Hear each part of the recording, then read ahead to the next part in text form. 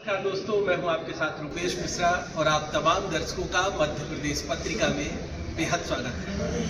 दोस्तों, जन गण मन यात्रा का कारवां लगातार चल रहा है और यहां पर लोगों की नब्ज टटोली जा रही है और ये जानने की कोशिश की जा रही है कि आखिर क्षेत्रीय मुद्दे क्या है और जो क्षेत्र का सियासी रुख क्या कहता है। लिहाजा इस वक्त इन तमाम मामलात पर हमसे बेहद खास बातचीत करने के लिए पत्रिका समूह के प्रधान संपादक गुलाब कोठारी जी हमारे साथ जुड़े हुए हैं। सर, जन गण मन यात्रा मध्य प्रदेश में दूसरा पड़ाव था और आज यात्रा का अंतिम दिन है। कई सीटों पे आपने वहाँ के नेताओं से, लोगों से जानने की कोशिश की। यदि बात की जाए ग्वालियर, शिवपुरी, इन इलाकों में जब आपने लोगों से बातचीत की तो क्या प्रमुख मुद्दे सामने आए आपके? चुनाव में पहली बात है कि इस बार चुनाव में मुद्दे ही नहीं, दोनों पार्टियों के पास मुद्दे नहीं। ये सबसे मुझे अफसोस की बात लगी कि चुनाव क्यों हो रहा है, इसकी अवधारणा ही समाप्त हो गई। आज कल भी मैंने से गया 3-4 घंटे देखा चुनाव कि आपका शिवपुरी में गया, करेला बड्डा बड़ा करेला भी गए, डटिया भी गए। लोग ये कह रहे थे हम लड़ रहे हैं, कांग्रेस लड़ रही है, बीजेपी लड़ रही है, ये उम्मीदवार उससे लड़ रहा है और हम जीतेंगे, हम हारेंगे। तो मेरे को ऐसा लगा कि मतदान क्या प्रतिक्रिया लड़ने की प्रतिक्रिया है। मेरी ये बात अभी तक अवधारणा समझ में नहीं है कि वो लड़ क्यों रहे और कौन किससे लड़ रहा है। मतदान में ये तो मांगने वाले हैं, जो उम्मीदवार है वो तो मांगने वाले हैं और मतदाता देने वाला है। तो वो मतदाता को बताए कि मैं क्या हूँ और क्या कर सकता हूँ, उसके बजाय वो कहता है वो उससे लड़ रहा है।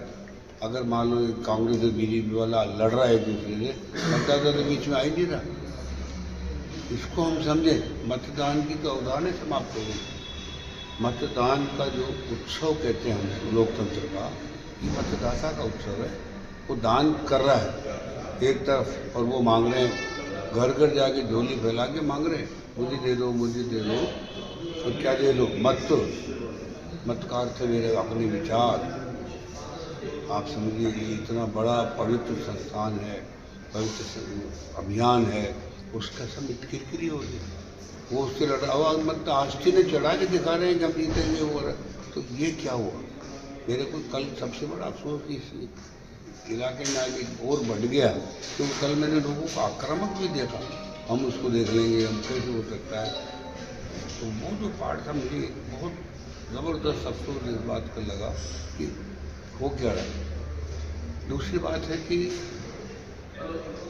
मतदाता इम्पोर्टेंट नहीं है, जो उम्मीदवार है वो भी इम्पोर्टेंट लगा नहीं मुझे तो। और यहाँ तक कि अब तो दल भी इम्पोर्टेंट नहीं लगा। जो आदमी बैठा वो खुद अपने आप को पार्टी से भी बड़ा मान के बात कर रहा है, यानी उसको लगता है कि पार्टी मेरे से है, मैं पार्टी से नहीं। ये बागी तो खैर खुलेआम भी दे ही रहे हैं मैं से कि वो पार्टी से बड़े हैं। तो दूसरी तरफ अगर मैं यात्रा पे नहीं आता, गाँव में नहीं जाता, तो लोगों से सीधी बात नहीं होती, तो इन चीज़ों की बारीकियाँ भी समझ में नहीं आती। कौन क्या दे रहा है, क्यों दे रहा है और कितना दे रहा है और किसको नहीं मिल रहा है, किसको मिल रहा है, ये बहुत बारीकी चीज़ें हैं जो हम ऊपर वाले को जोड़ दे रहे हैं, नीचे जाओ तो असली कुछ दूसरी दिख रही है। तो ये लग रहा है कि जो नेता मांगने आ रहा है वो भी झूठ बोल रहा है, अपने आप का झूठा परिचय दे रहा है या गलत परिचय दे रहा है। या उसको पता नहीं है कि जो वो कह रहा है वो सब नीचे तक हो रहा है, पहुंच रहा है, नहीं पहुंच रहा है। ये दोनों चीज़ें मुझे लगा बड़ी चीज़ लगी। ग्वालियर संभाग में एक चीज़ ये भी लगी, जो पिछली बार भाजपा ने ये जो उलटफेर किया था, उससे जो यहाँ जो नेता थे इस अभियान के, सिंधिया जी, उनकी इज्जत करीब करीब नहीं के बराबर रहेगी। हालांकि उन्होंने कोशिश की, कॉन्स्टिट्यूंसी में जाके प्रचार की, पर वहाँ भी रिपोर्ट या फिर सब जगह लोगों को यही मिला कि उनका भी स्वागत जैसा शब्द सुनने को नहीं मिला। तो और अभी तक तो कुछ लोगों ने ज़बरदस्त बात कही कल कि जब पानीपत की हार हमें आज तक याद रखे बैठे हैं, तो पिछले साल की जो है उसको एक धोखाबाजी करें। तो उस वो कह रहे हैं कि यहाँ का मतदाता एक विशेषता रखता है। चंबल में आप भिंड मुंडेर ग्वालियर सब गुंडे दादाओं के लिए जाना जाता है एरिया, डाकुओं के लिए जाना जाता है एरिया, और उन सबको भी लोग सहन कर रहे हैं। पर जो चीज़ सहन नहीं करते वो धोखा नहीं करते, और जो कुछ हुआ उसको धोखा देने की परिभाषा में उन्होंने चैम्बर में डाल रखा है। तो उसको एक मुझे नहीं मालूम कितने साल तक याद रखेंगे, और आसानी से माफ करने वाले नहीं हैं। और इस बार इस चंबल ग्वालियर क्षेत्र का तो नक्शा दिख रहा है साफ साफ कि ये एक तरफा दिखाई दे रहा है। सिंधिया पिछले चुनाव में कांग्रेस के साथ थे, लेकिन अब भाजपा के साथ है, पाला बिल्कुल बदला हुआ है। तो क्या लगता है इस फैक्टर का इस चुनाव में कितना असर है? ये तो बताया अब तो यहाँ भाजपा की 3 धड़े करनी होंगी। जो सिंधिया जी का भाजपा गया उसको महल भाजपा कह रहे हैं, जो सिंधिया जी के साथ जाके वापस आ गया वो नाराज हुआ गया चल रहा है। तो दूसरा एक भाजपा ओरिजिनल भाजपा है वो नाराज है अभी भी, और एक वो है जो जाकर वापस आया वो दूसरा भाजपा है, और एक वो जो अभी सिंधिया जी के साथ जुड़ा हुआ है वो तीसरा भाजपा, यानी भाजपा के 3 टुकड़े हो। तो जो भाजपा ओरिजिनल भाजपा है और जो सिंधिया जी की जो भाजपा है, इन सब के अंदर आज भी तालमेल नहीं है। जो वापस आए वो भी सिंधिया जी से नाराज है, जो चले गए उनसे जो पुराने बैठे हैं वो भी नाराज है। तो अब मुझे नहीं लगता कि उनके रिजल्ट क्या आने वाले हैं, क्योंकि इन सब के ऊपर कोई ऐसा मैच्योर सीनियर अधिकारी नेता बैठा हुआ नहीं है जो इनको बिठाकर इनसे बात करे, सुलह करा सके और जिसकी लोग सुन सकें। तो ये तीसरा फैक्टर पूरा मुझे आपके मध्य प्रदेश छत्तीसगढ़ में दिख रहा है कि बीच का जो लेयर है वो चलने का है, तो दिल्ली वाला लेयर है और यह नीचे वाला लेयर है। तो राज्य स्तर के जो नेता थे वो मुझे न कांग्रेस के अंदर प्रचार करने में सामने आ रहे हैं और न ही मध्य प्रदेश के भाजपा में आ रहे हैं। और मैं मुख्यमंत्री के दावेदार होने वाले शिवराज सिंह जी या कमलनाथ जी को उस श्रेणी में नहीं मानता हूँ।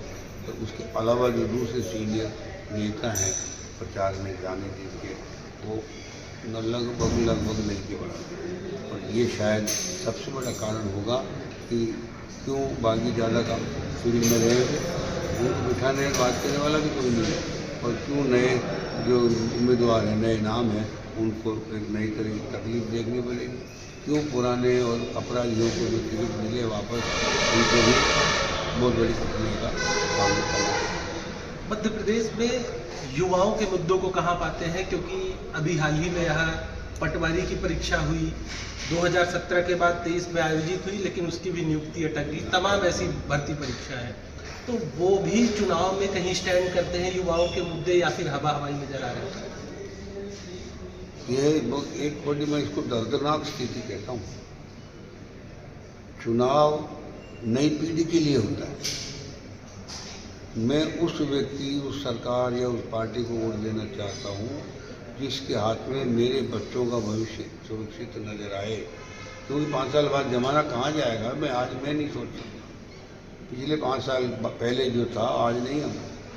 टेक्नोलॉजी कहाँ जा रही है, बच्चे कहाँ जा रहे हैं, उनका भविष्य, उनके कंपटीशन राष्ट्रीय स्तर पर उनको कम्पीट करना पड़ रहा है हर एग्ज़ाम में, और आप उसको यहाँ पर्चे लीक कर करके और बेरोजगारी भी कर रहे हो, और वो मानसिक रूप से अवसाद की स्थिति में आ रहा है। बेचारा पैसा खर्च रहा है, मेहनत कर रहा है और रिजल्ट 0, और ऊपर से ये नेता लोग खा पी करके और आराम से, उनके दिल में कोई दर्द ही नहीं है कि हमें हाथ से किसी बच्चे के नुकसान हो रहा है या भविष्य खराब हो रहा है। तो बेरोजगारी, पलायन और पर्चे लीक होना, हायर एजुकेशन की फिर भी कई जगह उपलब्धि ही नहीं है। उस दृष्टि से अभी भी जो मैं समझता हूँ जो युवा शक्ति है, इसको उसको कोई मॉनिटर करने वाला भी नहीं, गाइड करने वाला भी नहीं। तो उस स्थिति में आप खाली ये मान के चलो कि ये मेरे ही हैं और हो जाएंगे, ये तो शायद समय तय करेगा, क्योंकि इसमें एक बड़ा मुद्दा जातिवाद का जो फंसा हुआ है। इस बार मैं एक ही चीज़ समझ रहा हूँ कि जातिवाद में युवा नहीं रुकेगा। उसे अपने भविष्य की फिक्र इतनी बड़ी अब लग रही है कि जो भी आ रहा है वो अपराधी आ रहा है, भ्रष्ट आ रहा है, उन सबको टिकट दिए जा रहे हैं। तो उसको भविष्य आज भी अंधेरे में दिख रहा है। नई सरकारें जो नए कैंडिडेट हैं उनके हाथों में भी सुरक्षित मान नहीं रहा है। मुझे लग रहा है कि वो अपना विकल्प की तरह खोज पाएगा, समय तय करेगा। पीएम मोदी से आपकी हाल ही में मुलाकात हुई, प्रदेश के भी टॉप लीडरों से आपकी मुलाकात हुई। जब आप इससे पहले आए थे शिवराज सिंह सीएम शिवराज से आपकी मुलाकात हुई थी। तो टॉप लीडरशिप से बात करके और जो नीचे के नेताओं से भी आप बात करते हैं तो क्या फ़र्क महसूस होता है? क्या मुद्दे बदले होते हैं, चर्चा का स्तर बदला होता है क्या? नहीं, वो टॉप लीडर तो एक ग्रुप में चले गए, मुख्यमंत्री हो चाहे दिल्ली वाले हों, ये सब एक ग्रुप में गए और दूसरा ग्रुप नीचे वाला, इनके बीच का ग्रुप खत्म हो गया। तो इन दोनों के अंदर को डायरेक्ट लिंक नहीं रहा। जो लिंक बीच वाला था वो कड़ी हट गई, बाहर निकल गई, दिखाई नहीं दे रही, हटी नहीं होगी। और इस वक्त दोनों को सूत्र में जोड़ने के लिए दिखाई नहीं दे रही। तो भ्रमित है मतदाता, भ्रमित है। सबसे बड़ी जो बात है, मतदाता भ्रमित है और सब अपने अपना राज, मैं तुमको ये फ्री दे दूँगा, मैं तुमको ये फ्री दे दूँगा। मुझे नहीं समझ में आया सरकारी खजाने को, यानी ये गवर्नमेंट का राजस्व, जनता का टैक्स का पैसा, राजस्व है। ये पार्टियां अपने लिए राजस्व का उपयोग कर सकती है, नहीं मुझे लगता है ये कानून की देखने की बात है।